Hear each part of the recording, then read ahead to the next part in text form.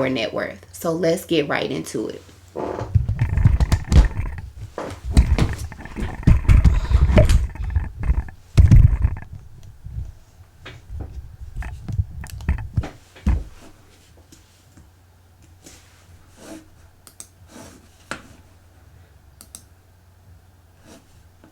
All right. So within my budgeting template that I purchased from Etsy, I believe the link is in the comment section below or the description box below. There is an option to purchase the net worth tracker, and I did purchase that tracker and put it inside my template. It was very easy to do. So I started tracking our net worth March 2024. The goal for 2024 is to have a net worth of $500,000. Our current net worth is sitting at $409,111.48. So I will briefly review the numbers from March. So in March, our net worth was $698,000. In March, our asset totaled $698,981.41, and we had $335,386.25 in liabilities. In April, our net worth was $700,900.03, and our total liabilities were $257,185.22, resulting in a net worth of $443,714.81. In May, our net worth had climbed to $742,371.59. I apologize. Our assets had climbed to $742,371.59, and we had $362,361.71 in liabilities. That left our net worth at $400,008.88. In June, we had total assets totaling $754,322.69, and our total liabilities were $345,211.21, resulting in a net worth of $409,111.48. So we will review our assets for the month of June. I'm not going to review them all from March, April, and May, but if you would like to pause the screen and review them, then be my guest. Our assets for the month of June totaled $754,322.69, and that is not including our boat. So we did recently purchase a 2008 pontoon boat. We purchased it for, I think it was about $2,300. No, I'm sorry. We purchased the pontoon for $6,000, but we sold our other boat for $3,500. And so it's about $2,500 that we have to pay back on the HELOC.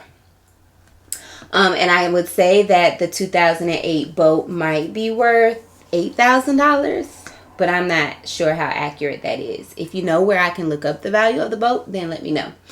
But my high yield savings account is currently sitting at $21,848.26. My daughter's savings account is sitting at $25.16. No, okay. I'm sorry, you guys. My daughter's, this must be the total for savings. Okay. Savings, starting with my daughter's college account, is sitting at $25.16. My high yield savings account with Ally is sitting at $17,991.71. Our Christmas account at the end of June was sitting at $1,250.43. My husband's savings account is sitting at $1,066.93. His money market is sitting at $304.03. His CD is sitting at $300 even. And my son's savings account, college savings account, one of them is sitting at $910.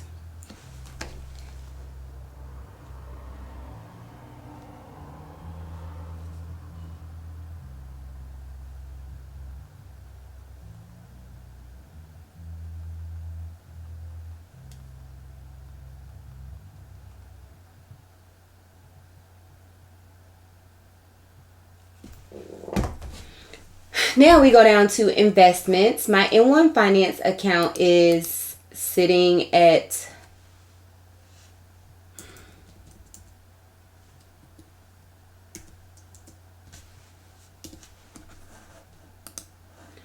$1,391.88.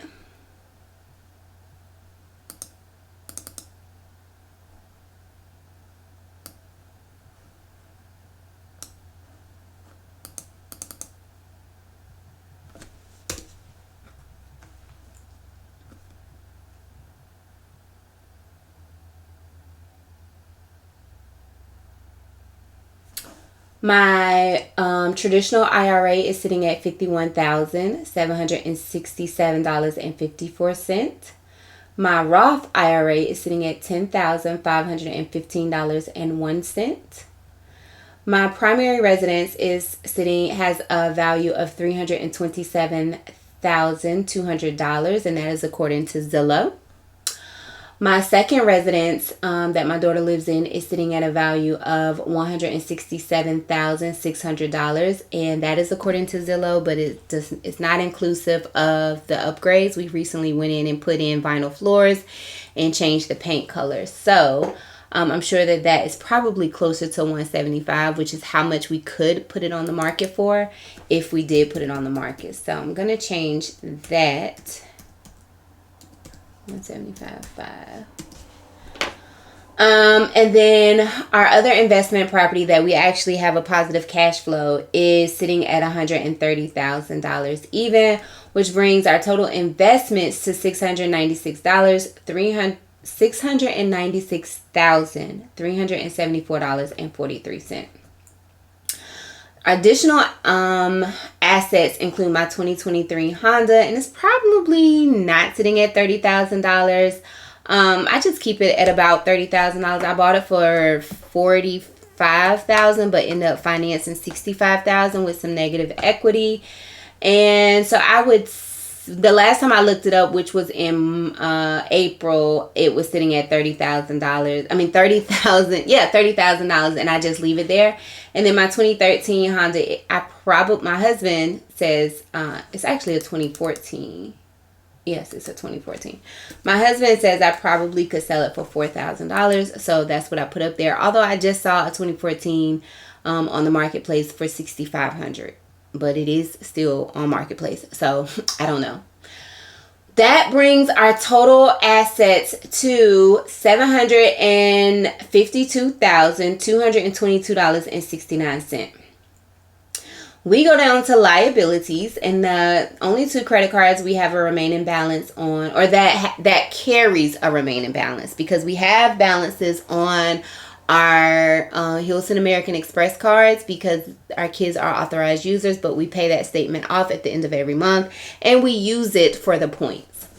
So my PayPal is sitting at $746.64, and that transaction, the most recent transaction, was a business transaction, which will be paid off out of my business checking account. And then my husband's PayPal is sitting at $1,277.55, which brings my credit card liabilities to $2,024.19. We go down to debts and loans, and at the end of June, I owed $51,983.73 on Honda Financial. We owe $76,719.76 on our primary residence, which I do include in my debt numbers because I do want to have that paid off by December 31st, 2026 as well. We owe $62,871.42 on our second home, which my daughter pays the mortgage on.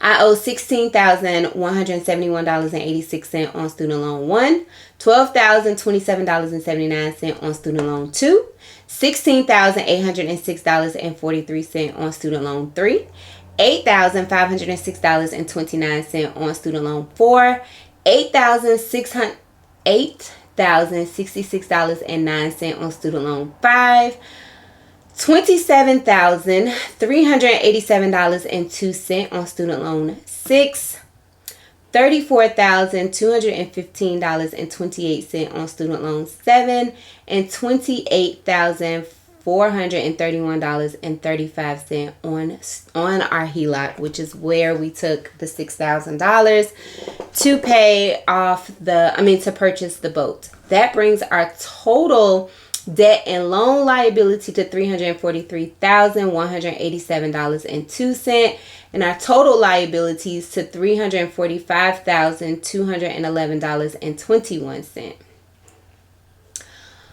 This should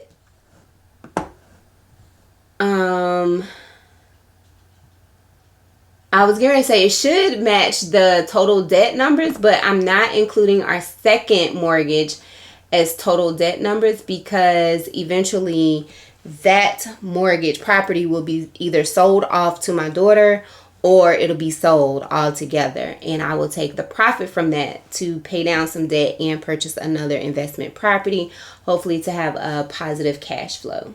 I'm thinking more of a short term. She wants to move from where that residence is to another city, and so to do that, she wants to sell, and I would take some of those profits and help her to get stable in Charlotte as well.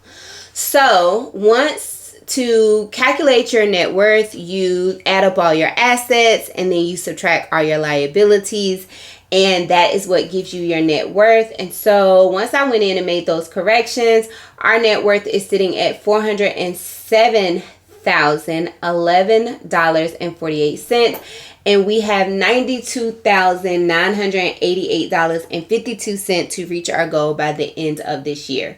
Maybe a more realistic goal would be $450,000 by December 31st, but you know me, you know I have very lofty goals, so I'm going to leave that and see what I'm able to accomplish by December 31st, 2024, and I hope you come back to see exactly what I was able to accomplish by December 31st, 2024.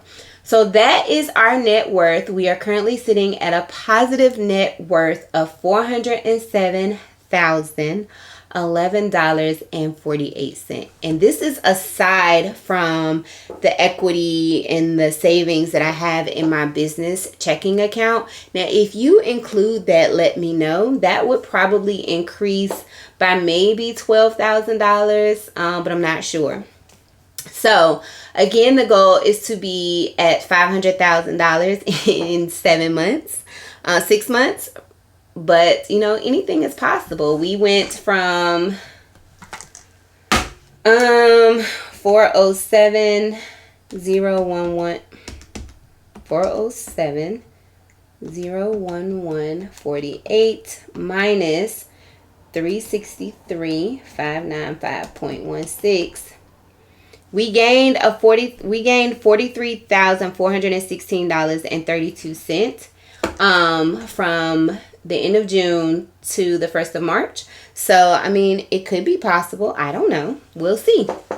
Hopefully you'll come back and you'll see too. So that wraps up my first net worth update for you guys. The next one will be at the end of quarter 3, which will be October 31st is when quarter 3 is over. And I am excited to see where we end up in those 3 months. Be sure to make sure to come back and see what growth or loss we have made in our net worth update. Again, thank you so very much for watching. If you or someone you know is also on a debt-free journey and you feel like you would be informed and inspired by following our journey, please make sure to hit the subscribe button so that you do not miss any videos that are put out or any updates on our debt-free journey. As of right now, I do post every Sunday, Tuesday, and Wednesday, and I would hate for you to miss one of those important updates. If you have not